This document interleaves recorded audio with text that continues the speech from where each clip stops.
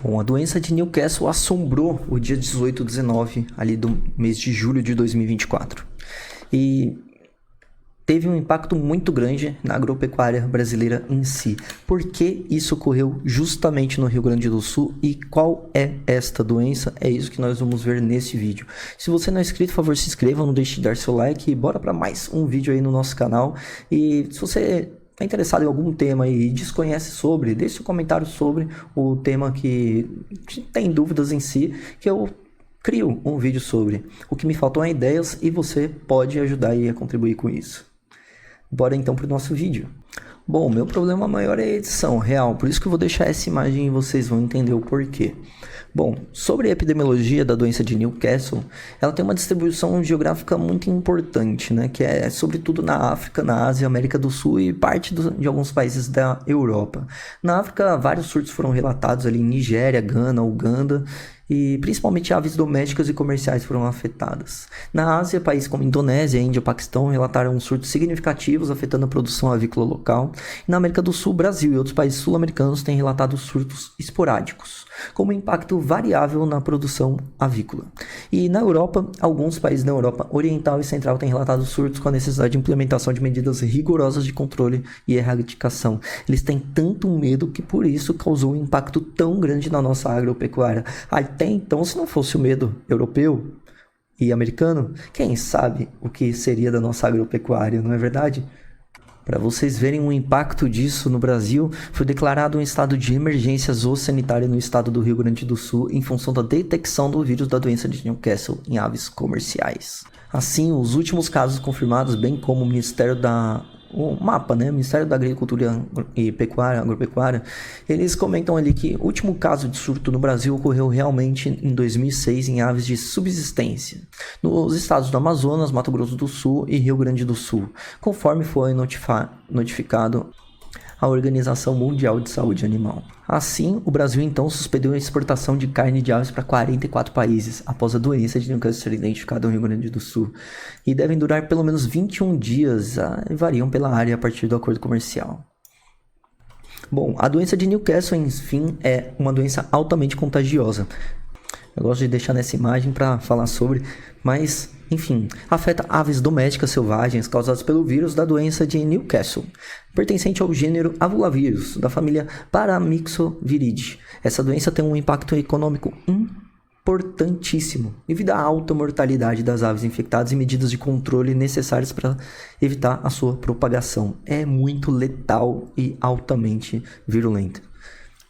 Bom, sobre seu genoma é um RNA de esfinta simples, negativo, e de variantes. Ele possui várias cepas, né? Mas as mais importantes são as três principais, são a velo, a meso e a lentogênico, em que a velo é altamente virulento e causa alta mortalidade, e a lentogênica frequentemente é usada em vacinas.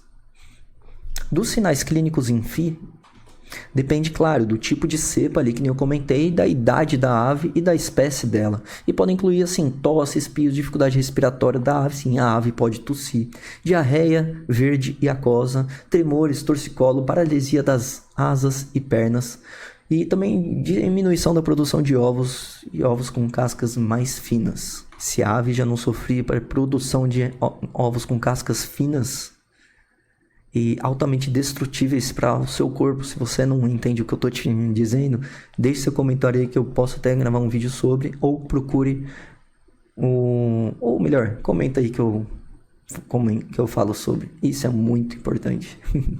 Bom, sobre a sua transmissão, ela ocorre por três principais formas, né? Contato direto, que entre as aves infectadas e as secreções, contato indireto, através dos equipamentos, veículos e roupas, e ração contaminada, e aerossóis, são as partículas virais no ar. O diagnóstico é baseado principalmente em observação de sintomas nas aves e exames laboratoriais, tais quais como o PCR, que é o teste de reação da enzima polimerase, em cadeia da enzima polimerase. Não é o PCR do Covid. Bom, na verdade tem vários PCR para tudo a gente pode pedir, para vários tipos de vírus. Nesse caso, para Paramyxoviridae, né, da doença de Newcastle. Também foi muito pedido ali na pandemia de Covid, ou mesmo da dengue. Bom, testes sorológicos também, com a inibição da hemaglutinação, assim, anticorpos, né? Do seu controle e prevenção se dá basicamente por um tripé. que é a vacinação, a biossegurança e a quarentena. Quarentena, sobretudo, isolamento das aves recém-adquiridas antes de introduzidas ao rebanho, bem como tal a gente experienciou aí na pandemia do Covid, né? E vacinação, muito importante, né? De vacinas lentogênicas, aquela lá do terceiro ponto ali dos vírus, que são 3 principais cepas, que são vacinas inativadas, e da biossegurança, com medidas rigorosas de controle de acesso, desinfecção da instalação e controle de movimento das aves e produtos avícolas. Bom, se você quer saber como ocorrem os sintomas em humanos, fica ligado que a gente vai conversar agora. Bom, basicamente como que o vírus ele infecta a ave e como que ele produz a sua doença em si, né? A entrada do vírus ele entra pelo trato respiratório ou digestivo, né, através da ingestão ou por partículas aerossolizadas ali. E a replicação inicial ocorre no epitélio respiratório ou gastrointestinal. Ocorre um período de viremia, que é a disseminação sistêmica através do sangue de vários viruzinhos ali na corrente sanguínea do ser vivo em si. Eu vou falar ser humano ou enfim, mas... E lesões primárias vão ocorrer e afetam principalmente o sistema respiratório, digestivo, nervoso, causando necrose e inflamação nos tecidos. Pela resposta imune, tal qual é a imune inata e adaptativa, que ela é ativada, incluindo a produção de anticorpos e ativação de células T de defesa contra o vírus. Paramyxoviridae. Nos humanos, a fisiopatogenia é completamente diferente, ou pelo menos, sobretudo, o mais importante que chama muita atenção é a entrada do vírus através da mucosa conjuntival. Poxa, mas não corre a entrada do vírus através da mucosa conjuntival das aves?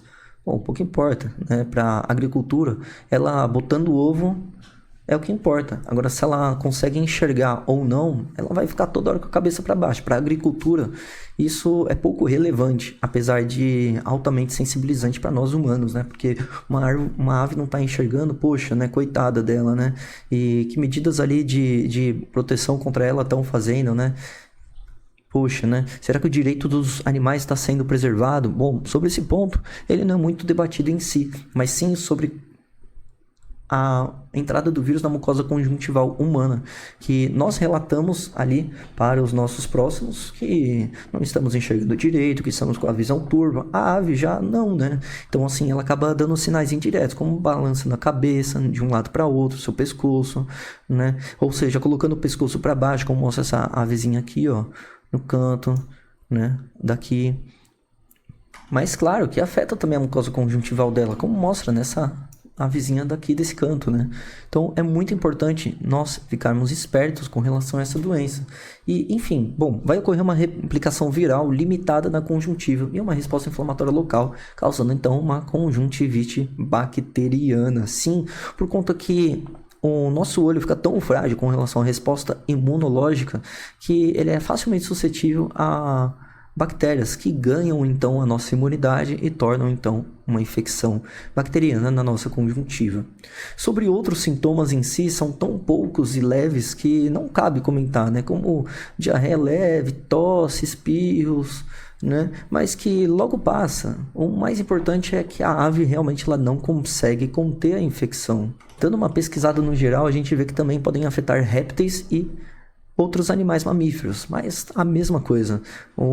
É raro, quando ocorre, não apresenta relevância clínica significativa e não há documentação sobre em casos de répteis e cães, sugerindo então que eles não são hospedeiros naturais do vírus. Para os humanos, então, é uma conjuntivite leve e que é autolimitada, não gera sequelas graves e que estão relacionados mais aos humanos que trabalham diretamente com as aves. Assim, se a gente for pensar em si, por que a doença nas aves se comporta de forma diferente da dos humanos, a gente pensa que as aves, enfim, as que estão sendo utilizadas ali para agricultura, comércio, pecuária, elas têm um sistema imunológico comprometido. Sim, comprometido. O estado dela como um todo, né, estado proteico, metabólico, enfim, ele é deteriorizado. Poxa, a ave não é uma ave grande, forte, né, exuberante. Não, ela está ali exatamente para produzir ovos, quiçá seu alimento, sua carne, para ser distribuída então para o comércio, enfim. Assim, no geral, elas têm um grau de imunocomprometimento muito importante. Então, com certeza a resposta imune vai ser diferente e insuficiente para controlar a replicação viral, levando então uma alta mortalidade. Assim, humanos que talvez pudessem ter uma resposta imunológica baixa por conta de um estado de imunocomprometimento, tal qual o vírus do HIV, tal qual como ocorre na AIDS, em que a taxa de células T, CD4, é tão baixa que é difícil controlar infecções oportunistas. Assim, uma pessoa infectada por vírus do HIV em que não está controlada, ela com certeza vai ter muita facilidade para infecção por bactérias e vírus oportunistas, tais quais como ocorre a pneumocistose no paciente com HIV soropositivo, que a taxa de CD4 é muito baixa, podemos até falar sobre em algum vídeo, ela realmente dá uma pneumonia fúngica. Nossa, poxa, um fungo causando uma doença sistêmica, sim, porque o estado de imunocomprometimento do indivíduo é baixo, bem como toxoplasmose cerebral, né, candidíase esofágica, entre outras doenças oportunistas que ocorrem, tuberculose disseminada, podem ocorrer no paciente com HIV. Esse é um exemplo, assim como outras pessoas com estado de imunocomprometimento grave.